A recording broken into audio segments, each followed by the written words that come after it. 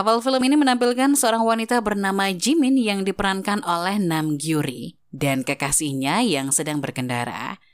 Tiba-tiba Jimin merasa mereka sedang menabrak seseorang. Ternyata itu hanyalah mimpi semata. Akhirnya Jimin pun segera bangun dari tempat tidurnya dan pergi ke kamar mandi. Pada saat itu Jimin seolah-olah diikuti oleh seorang gadis berseragam sekolah dengan berlumuran darah. Namun, Jimin tidak berani melihat ke arah kaca dan membiarkannya begitu saja. Pada saat yang sama, Jimin pun membersihkan mulutnya dan merasa ada yang menyangkut di mulutnya. Tanpa diduga, wanita ini malah mengeluarkan rambut dari mulutnya itu.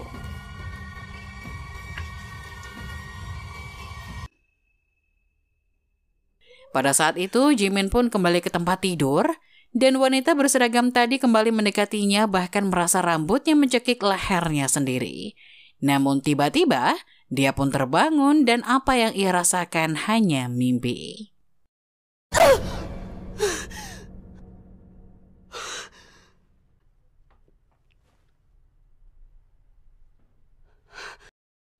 Setelah saat itu, Jimin pergi ke dapur dan melihat tunangannya yang bernama Woojin terlihat baik-baik saja. Jimin yang heran pun menanyakan hal tersebut. Padahal di malam itu, mereka telah menabrak seorang gadis. Namun Woojin menyela dan mengatakan mereka tidak melakukan apa-apa. Akhirnya, tanpa sepengetahuan Woojin, Jimin yang terlihat linglung pun pergi sendirian ke kantor polisi dan melaporkan adanya kecelakaan lalu lintas.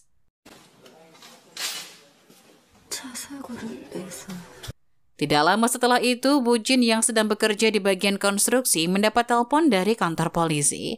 Akhirnya Woojin pun membawa polisi itu ke suatu tempat. Ternyata di malam itu mereka memang menabrak sesuatu dan yang mereka tabrak adalah seekor rusa. Setelah itu, para polisi itu pun segera meninggalkan mereka.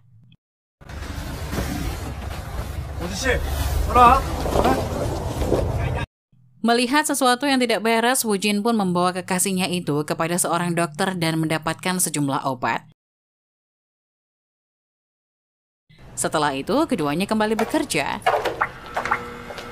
Bukan hanya mengalami masalah itu saja, namun Jimin juga kerap kali diganggu oleh atasannya sendiri yang bernama Jodosik. Jodosik ini menginvestasikan sejumlah uang pada Jimin yang membuatnya semakin tertekan dan selalu mengejarnya.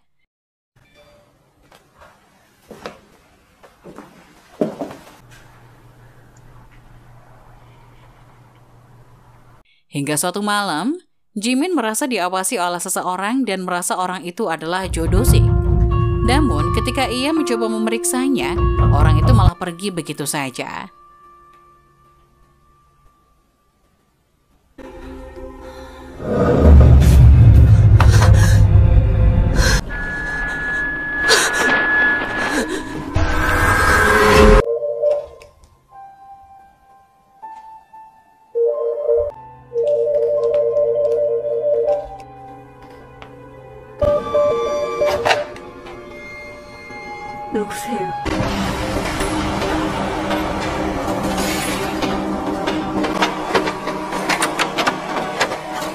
Bukan hanya sampai di situ, orang itu juga terlihat selalu meneror dan mengikuti kemanapun dia pergi, sehingga hal inilah yang membuat Jimin semakin hari semakin menggila.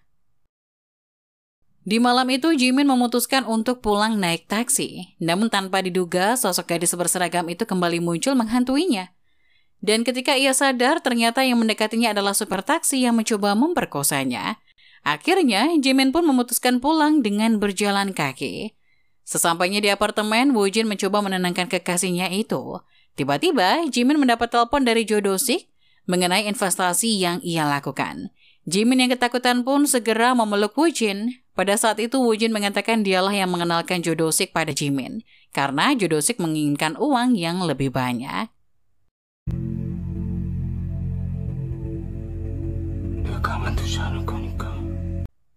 Beralih ke adegan selanjutnya, keesokan harinya Woojin yang bekerja di bagian konstruksi semakin lama mengalami hal-hal mengerikan.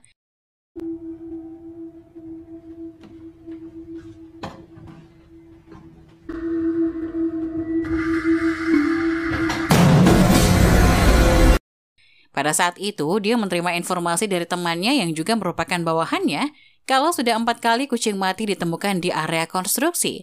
Namun Woo-jin malah meminta mereka untuk diam dan tidak membicarakan hal itu lagi. Sepulang dari bekerja, polisi yang menangani kasus sebelumnya kembali menemuinya. Pada saat itu Woo-jin merasa kalau polisi itu sedang mencurigainya. Akhirnya Woo-jin pun memberikan sejumlah uang untuk membuat polisi itu tetap diam.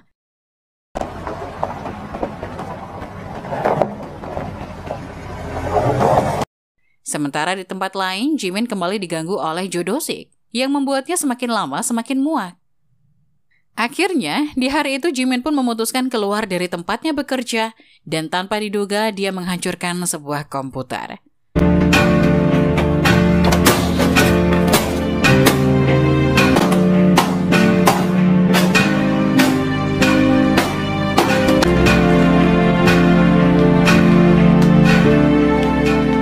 Keesokan harinya Jimin terlihat sedang mengangkat barang ke apartemennya. Pada saat itu ia kembali bertemu dengan polisi yang menangani kasus mereka beberapa hari yang lalu. Ternyata polisi itu juga akan pindah ke apartemen yang sama dengan dirinya. Tidak lama kemudian Jimin segera masuk ke dalam apartemen dan membereskan barang-barangnya itu. Namun tanpa diduga, dia kembali teringat dengan kejadian yang menimpanya dan tiba-tiba melihat seseorang di balik jendela. Tidak tahan dengan hal tersebut, Jimin pun segera mengambil pisau dan mencoba menyerang sosok di balik jendela itu. Namun tidak lama kemudian Woo-jin segera datang dan memeriksanya. Namun dia tidak menemukan siapa-siapa.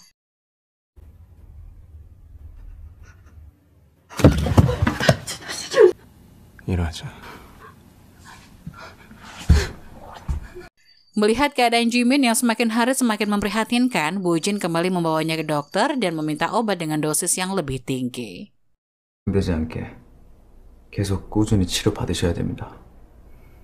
Cerita pun berlanjut dengan menampilkan Woo-jin dan Jimin yang sudah kembali ke apartemen. Pada saat itu Woo-jin mengatakan dia ingin melamar Jimin secepatnya dan meminta Jimin untuk segera membayar semua hutangnya pada Jo Do-sik.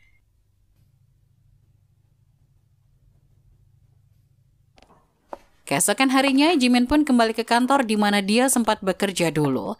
Ia segera membayar hutang dan kerusakan yang ia buat selama di sana.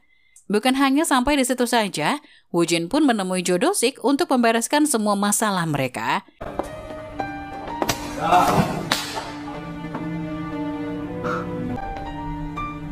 윤철 그 새끼가 나가래?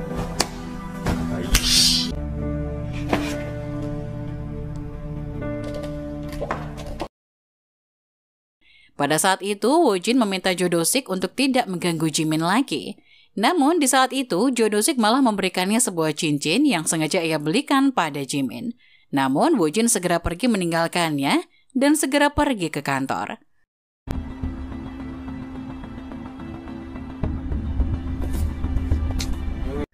Sementara pada malam harinya, Jimin sedang berada di apartemen sendirian dan akan meminum obatnya. Pada saat itu, seseorang datang dan Jimin mengira orang itu adalah Woo-jin. Opa! Ternyata dugaannya salah dan orang tersebut adalah Jo Do-sik. Di malam itu, Jo Do-sik mencoba memperkosanya. Jimin pun berusaha menghindar dan mengambil sebilah pisau.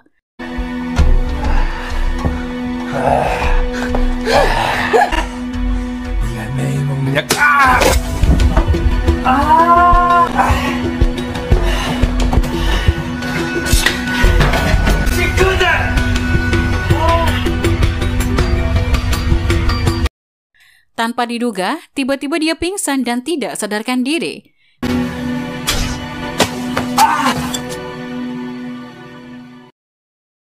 Keesokan paginya, ketika dia terbangun, dia melihat pisau di tangannya itu berlumuran darah. Bahkan seluruh apartemen itu juga sama.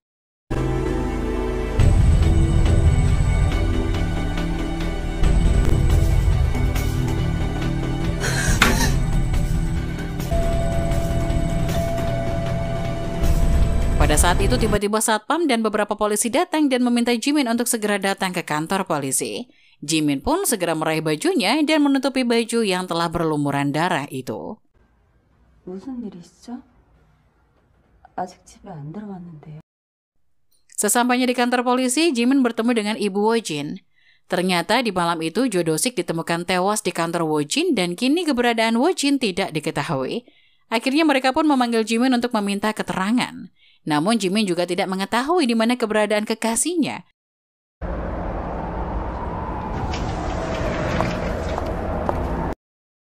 Akhirnya dia pun segera pulang dan meminum obatnya. Namun pada saat itu Jimin merasa ada sesuatu yang janggal setelah meminum obat tersebut. Dia pun segera membuangnya dan membersihkan darah yang masih berada di lantai apartemen.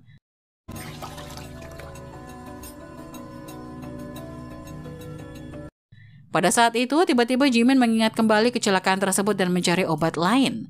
Tanpa diduga, Jimin menemukan ada banyak obat yang disembunyikan kekasihnya itu.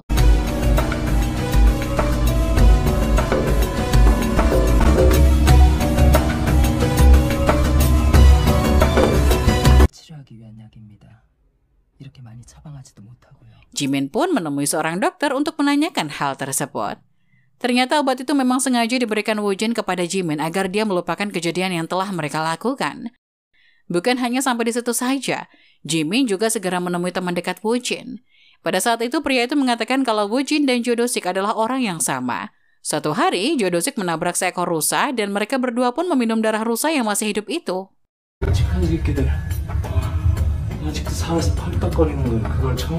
Pada saat itu, akhirnya Jimin pun mengingat kembali apa yang telah mereka lakukan. Pada saat berada di parkiran apartemen, Jimin melihat kembali polisi yang menangani kasus mereka dan segera berlari menanyakan di mana polisi itu tinggal pada seorang satpam. Akhirnya Jimin pun segera pergi ke apartemen si polisi tersebut.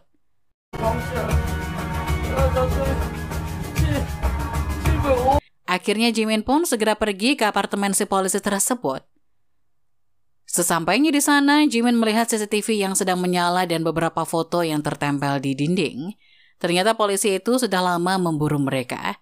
Tidak lama kemudian, polisi pun segera datang, menyeret kakinya, kemudian memaksa Jimin melihat foto-foto itu. Korban kecelakaan yang mereka tabrak di malam itu adalah adik si polisi tersebut.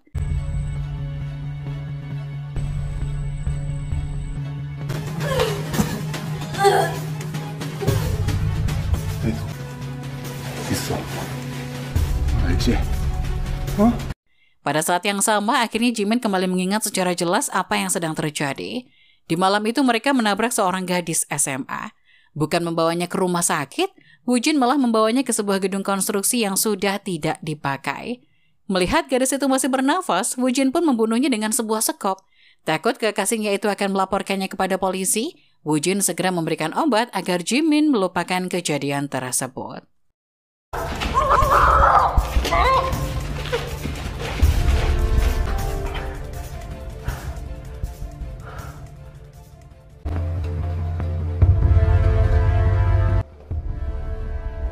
Di malam itu, polisi membawa Jimin ke tempat di mana mereka membunuh adiknya.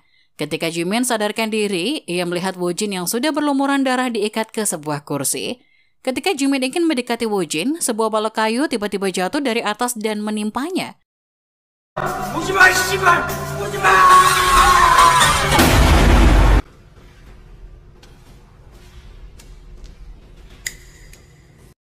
Setelah itu polisi itu meminta Jimin untuk menunjukkan di mana mereka meletakkan jenazah adiknya itu. Jimin yang sudah lupa hanya berjalan begitu saja, hingga akhirnya mereka masuk ke dalam sebuah ruangan yang masih dalam tahap pengecoran. Pada saat itu tiba-tiba lantai di atas mereka roboh dan menimpa mereka.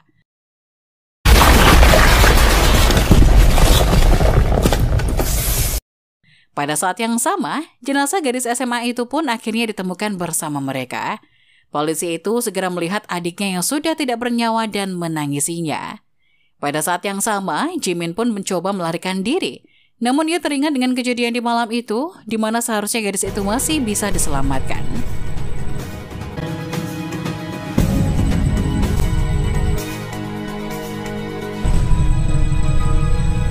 Tidak lama kemudian, bangunan konstruksi itu pun roboh dan menimpa semuanya.